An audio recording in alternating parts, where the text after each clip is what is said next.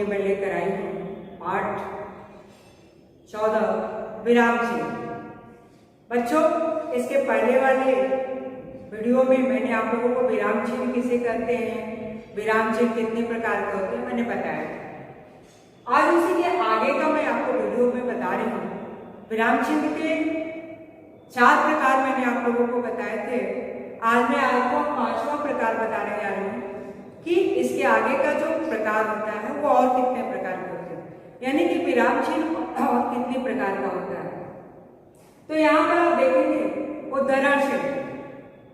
आपको मैंने 4 नंबर तक बताया था चिन्ह के बारे में, और आज मैं आप लोगों को फिर बता रही हूँ नंबर 5 से, यानी उद्धरण चिन्ह। उद्धरण चिन्ह क्या होता है?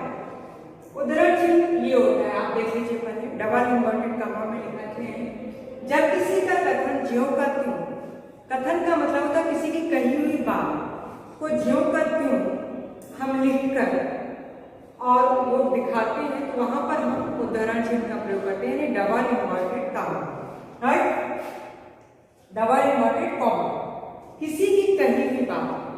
अब इसमें भी बच्चों मैं आपको बता दूं कि उद्धरण चिन्ह भी 2 प्रकार के होते हैं, एक गहरा उद्धरण चिन्ह यानी सिंगल इन्वर्टेड कॉमा और दोहरा उद्धरण चिन्ह यानी double inverted comma. Okay, single inverted comma यानी गहरा उद्धरण चिन्ह, इसमें क्या होता है, इसका प्रयोग किसी अक्षर, पुस्तक या लेख आदि के लिए किया जाता है। जैसे रामायण पवित्र ग्रंथ है, महाभारत हमारा धार्मिक ग्रंथ है, कुरान हमारा धार्मिक ग्रंथ है। तो इसमें जो लेख है यानी किताबों के जो नाम है उसको हम सिंगल इन्वर्टेड कॉमा में यानी गहरा उद्धरण चिन्ह में लिखते हैं। या मैं आपको बोलती हूँ कि कल आप लोग रिमझिम की पुस्तक पढ़कर आए, तो रिमझिम को भी हम क्या लिखेंगे, एक गहरा उद्धरण चिन्ह में लिखेंगे। क्लियर? यानी किसी अक्षर, किसी की लेख या किसी किताब को लिखने के लिए हम एक गहरा उद्धरण चिन्ह का प्रयोग करते हैं।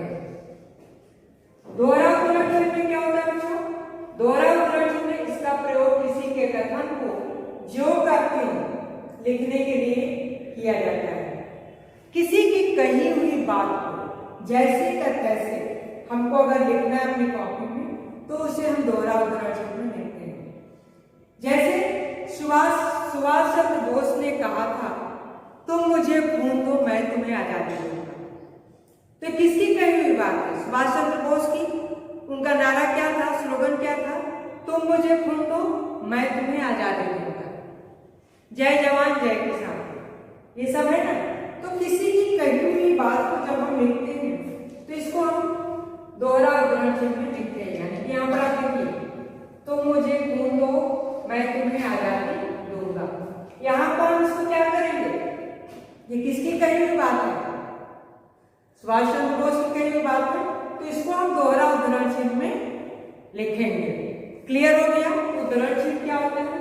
उद्धरण चिन्ह किसी की कही हुई बात को ज्यों का त्यों लिखने के लिए, इसमें भी एक गहरा उद्धरण चिन्ह को हम क्या करते हैं, किसी लेख पुस्तक का नाम लिखने के लिए गहरा उद्धरण चिन्ह, और दोहरा उद्धरण चिन्ह का प्रयोग किसी की कही हुई बात को ज्यों का त्यों लिखने के लिए। अब आते हैं बच्चों विस्मयादिबोधक चिन्ह। विस्मयादिबोधक चिन्ह क्या होता है? इसका चिन्ह ये होता है, मन में उठने वाले भावों को, चाहे वो शोक हो, हर्ष हो, घृणा हो, प्रेम हो, आश्चर्य हो, किसी भी प्रकार का जो भाव आता है हमारे मन में, उसको प्रकट करने के लिए इस चिन्ह का प्रयोग करते हैं। जैसे हम जीत गए, हम जीत गए, ओह वह गिर गया, छी छी छी इतनी बदबू है, बोलते हैं ना। तो हमारे अंदर का जो भी एक्सप्रेशन होता है, चाहे वो खुशी का हो, चाहे दुख का हो, या घृणा का हो, या प्रेम का हो, तो उसको प्रकट करने के लिए हम विस्मयादिबोधक चिन्ह का प्रयोग करते हैं। क्लियर? अब आते हैं योजक चिन्ह।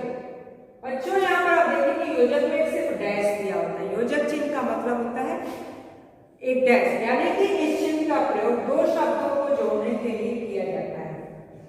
कोई भी 2 शब्द जोड़ने के लिए योजक चिन्ह का प्रयोग करते हैं। जैसे सुख दुख जीवन में आते जाते रहते हैं, तो सुख दुख में हम क्या करेंगे, ये योजक चिन्ह का प्रयोग करेंगे। आते जाते रहते में हम किस चिन्ह का प्रयोग करेंगे, योजक चिन्ह का प्रयोग करते हैं। ठीक है, माता पिता की आज्ञा माननी चाहिए। अब माता पिता में हम योजक चिन्ह का प्रयोग करेंगे, यानी योजक चिन्ह मोस्टली मतलब खासतौर पे विपरीतार्थक शब्दों को, यानी विलोम शब्दों को जो एक दूसरे का उल्टा अर्थ बताते हैं, वैसे शब्दों में उनको किया जाता है। आना जाना, सुख दुख, माता पिता, माई बहन, दिन रात, अमीर गरीब, इस प्रकार के शब्दों को जोड़ने के लिए हम योजक चिन्ह का प्रयोग करते हैं। क्लियर हो गया स्टूडेंट्स यहां तक? अब ये 7 नंबर योजक हो गए। अब 1 नंबर में आते हैं निर्देशक चिन्ह। हाँ, यहां से जो मैं बता रही हूँ आपको, ये आपकी बुक में नहीं है, लेकिन मैं आपको बता रही हूँ 7 नंबर तक आपके बुक में दिया हुआ है और ये एक्स्ट्रा है तो मैं आपको बता रही हूँ। निर्देशक चिन्ह क्या होते हैं स्टूडेंट्स? निर्देशक चिन्ह बिल्कुल योजक चिन्ह की तरह होते हैं, लेकिन वो इससे बड़ा होता है। वो भी बिल्कुल उसी तरह होता है जैसे योजक चिन्ह में ये डैश है, निर्देशक में वही चिन्ह बड़ा हो जाता है। क्लियर? तो निर्देशक चिन्ह का प्रयोग हम कहाँ करते हैं ये आपको बता दूं। कोई भी नाटक आप पढ़ते हैं या कहानी पढ़ते हैं, लेख आप लिखा हुआ पढ़ते हैं, इसमें 2-4 लोगों की कहानी होती है और उनकी कही हुई बात को शो किया जाता है। इसे नाटक या एकांकी में इस चिन्ह का प्रयोग किया जाता है। अब नाटक में आप सपोज दैट 2 दोस्तों की कहानी चल रही है, तो उनका नाम लिखा होता है ना, अतुल, समीर। तो अतुल क्या करना चाह रहा है, तो अतुल के आगे एक डैश होता है और फिर अतुल अपनी बात को कहता है। कहानियां पढ़ते हैं, फिर समीर आता है, समीर अपनी बात को कहना चाहता है, समीर का नाम लिखा होगा और नाम के आगे फिर एक डैश लगा होगा, वही निर्देशक चिन्ह होता है। या अध्यापक और विद्यार्थी की कोई कहानी है जो आप पढ़ रहे हैं, तो अब अध्यापक आगे कुछ भी कहेंगे वो उसकी बात ये रहेगी, लेकिन अध्यापक के बाद वो जो चिन्ह लगता है यही निर्देशक चिन्ह कहलाता है। फिर विद्यार्थी अपनी बात को कहेगा जैसे जो भी उसकी आगे की कहानी है, तो यहाँ विद्यार्थी के आगे जो चिन्ह लगा हुआ है, बड़ा सा जो डैश लगा हुआ है, ये निर्देशक चिन्ह कहलाते हैं। समझ गए हैं? योजक चिन्ह क्या होता है? 2 शब्दों को जोड़ने के लिए, खासतौर पर वो विपरीतार्थक शब्दों को बताता है, वो छोटा सा डैश होता है। लेकिन निर्देशक चिन्ह जो होते हैं वो कहानी और आपको एकांकी में मिलेंगे। जो किसी कहानी को जब हम पढ़ते हैं तो उसके नाम के आगे वो डैश लगा होता है, वो निर्देशक चिन्ह कहलाते हैं। क्लियर हो गया बच्चों? अब आते हैं लाघव चिन्ह। लाघव चिन्ह किसे कहते हैं?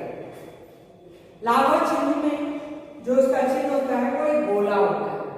लाघव चिन्ह का प्रयोग हम कैसे करते हैं, क्यों करते हैं? किसी भी शब्द को उसका शॉर्ट रूप, उसका छोटा रूप जब हम बताते हैं तो वो लाघव चिन्ह कहलाता है। यहाँ पर देखिए, किसी भी शब्द को हम छोटा करते हैं।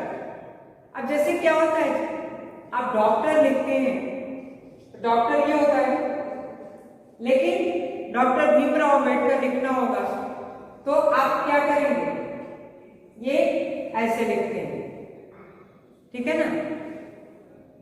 यानी कि उसी डॉक्टर के आगे डॉ लिख करके और एक गोला लगा देते हैं तो वो उसका शॉर्ट फॉर्म बनता है, वो उसका छोटा रूप बनता है। आया समझ में? पंडित, अब पंडित के आगे देखिए, अब पंडित हम पूरा ना लिख करके यहाँ पर हमने क्या लिखे, प, अन की मात्रा लगाया और नीचे ये हमने गोला लगाया। पंडित मोतीलाल नेहरू या जवाहरलाल नेहरू हम लगाते थे तो ये ऐसे शॉर्ट फॉर्म होता है। वहां पर हम किसी भी शब्द को छोटा करके या शॉर्ट करके हम जब लिखते हैं तो वहां पर उसके आगे, उस नाम के आगे, उस वर्ण के आगे हम एक गोला लगा देते हैं जिससे वो लाघव चिन्ह कहलाता है। क्लियर? अब आते हैं त्रुटिबोधक चिन्ह। त्रुटिबोधक चिन्ह क्या होता है बच्चों? आप लिखते समय अधिकांशतः आप कॉपी में लिख रहे होते हो और लिखते लिखते आपका कोई शब्द छूट जाता है, तो आप छूट जाता है तो क्या करते हो? एक एरो बनाते हो नीचे, और एरो बनाकर वो एरो कैसे बनाते हो आप?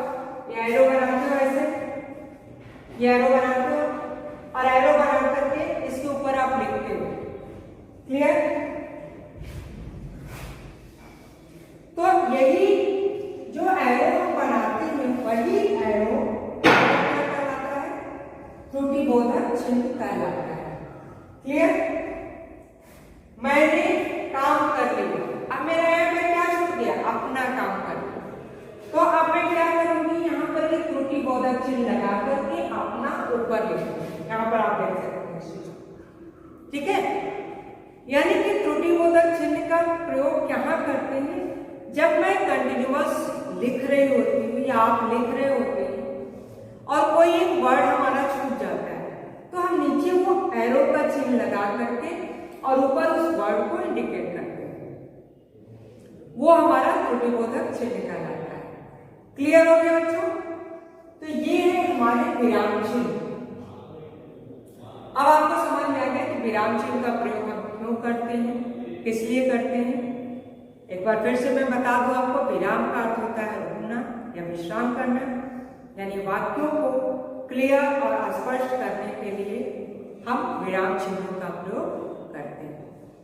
उम्मीद है आपको ये अध्याय समझ में आ गया होगा।